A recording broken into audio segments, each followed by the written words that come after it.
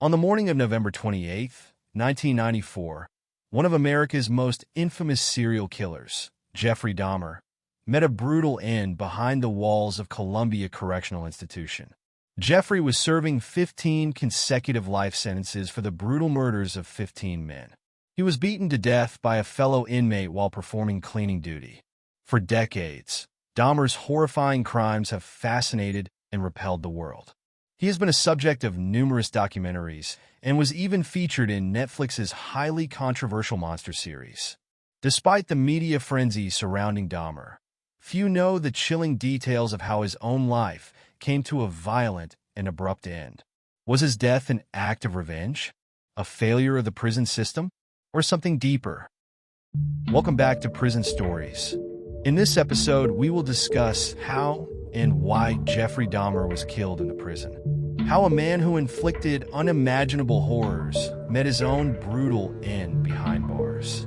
We'll uncover the events leading up to that fateful day, so stay tuned to us. Jeffrey Dahmer, often referred to as the Milwaukee Cannibal, is one of the most infamous serial killers in modern history. Between 1978 and 1991, Dahmer lured 17 young men and boys into his apartment, where he carried out unspeakable acts. Murder becomes a small word while discussing the details of Dahmer's crimes. It involves dismemberment and even cannibalism. For years, Dahmer evaded law enforcement, meticulously covering his tracks and living a seemingly quiet life in Milwaukee. But his horrifying spree came to an end on July 22, 1991, when his last victim, Tracy Edward, managed to escape from Dahmer's apartment. Edwards flagged down police, who followed him back to Dahmer's residence.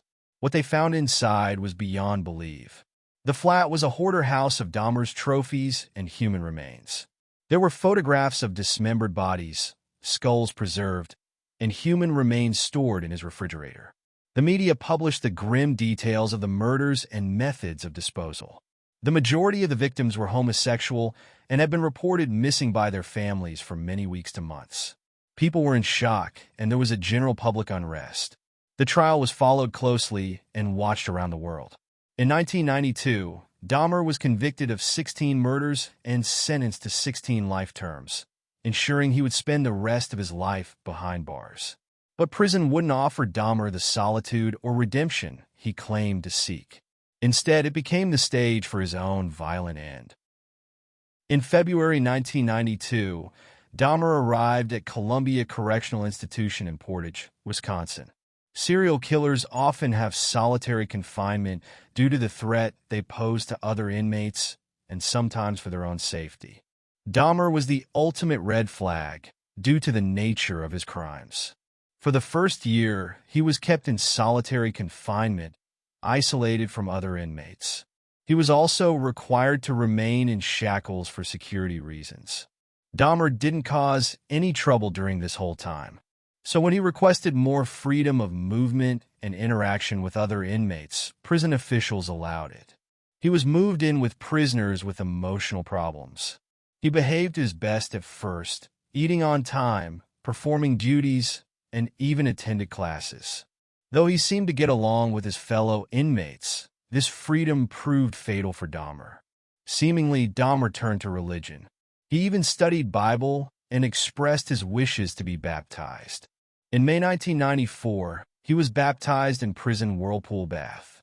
While some doubted Dahmer's sincerity due to his history as a manipulative and intelligent criminal, but he seemed committed and was a regular in meetings and religious discussions.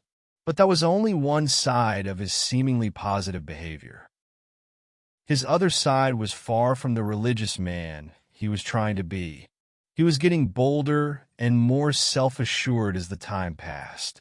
He boasted of his past crimes, cracking dark jokes about them that unnerved both inmates and staff.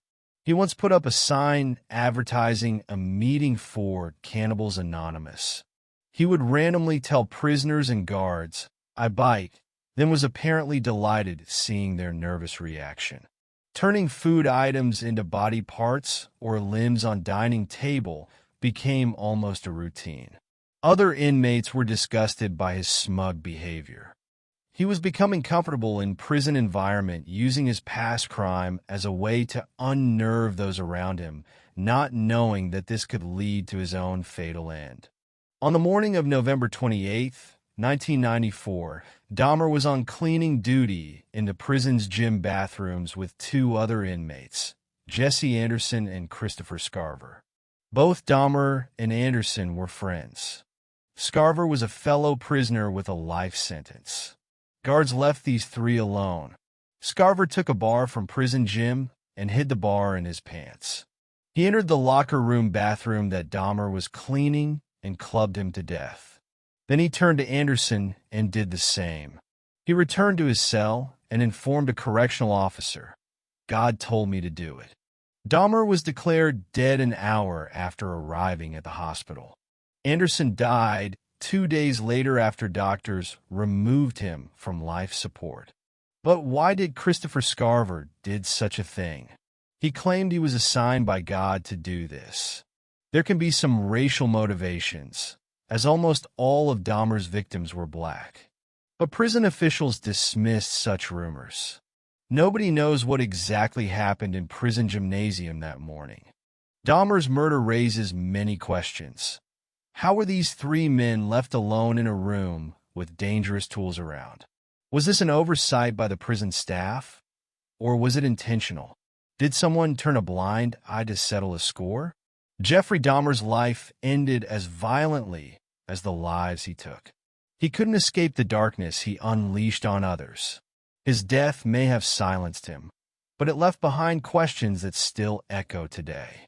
Was it justice, revenge, or an inevitable fate of a man who brought so much pain into the world? One thing is certain: his story, like his crimes, will continue to haunt us for years to come. Let us know your thoughts on Jeffrey Dahmer's case and his shocking death in the comments below. Thank you for watching this episode of Prison Stories. If you found this story compelling, don't forget to like, share, and subscribe to our channel for more gripping tales from behind bars.